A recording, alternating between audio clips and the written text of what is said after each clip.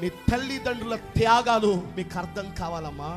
వాళ్ళు నోరు కట్టుకుని, వాళ్ళ ఆకలి తట్టుకుని, వాళ్ళ ఇష్టాల్ని త్యాగం చేసి, నీ తల్లి తన రక్తాన్ని పాలుగా మార్చి నీ ఆకలి తీర్చి, ఆ పాల దోషం నీ మీద పడకుండా ఉండడానికి, నీకు జలుబు చేయకుండా ఉండడానికి, నీకు విరోచనాలు రాకుండా ఉండడానికి తన నోటిని ఎంత అదుపు చేసుకుని శ్రేష్టమైన పాలు ఇచ్చిందో. మీ అమ్మ ఏది పడితే అది తినేసి నీకు పాలు ఇచ్చుంటే ఈ పాటికి నీకు చిన్న సమాధి కట్టేసి ఉందరు. మీకు విషయం తెలుసా? పాలు ఇచ్చే తల్లికి సరే నిద్ర కూడా ఉండదు. మీరు సరిగ్గా నిద్రపోనిస్తారా? మీరు చిన్నప్పుడు నిద్రపోనేవరో, మీరు ఎదిగిన తర్వాత కూడా వాళ్ళ కంటికి నిద్ర లేకుండా చేస్తారు. మీరు ఎంత దుర్మార్గులో!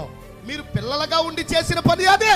మీరు పెద్దోళ్ళు అయిన తర్వాత కూడా వాళ్ళ కంటి నిండా నిద్ర లేనటువంటి పనికి మాలిన దౌర్భాగ్యకరమైన జీవితాన్ని బ్రతుకుతూ ఉన్నారు, గడుపుతూ ఉన్నారు. మీరు శాపగ్రస్తులు. తల్లుల్ని తండ్రుల్ని ఏడిపించే పిల్లలు శాపగ్రస్తులు.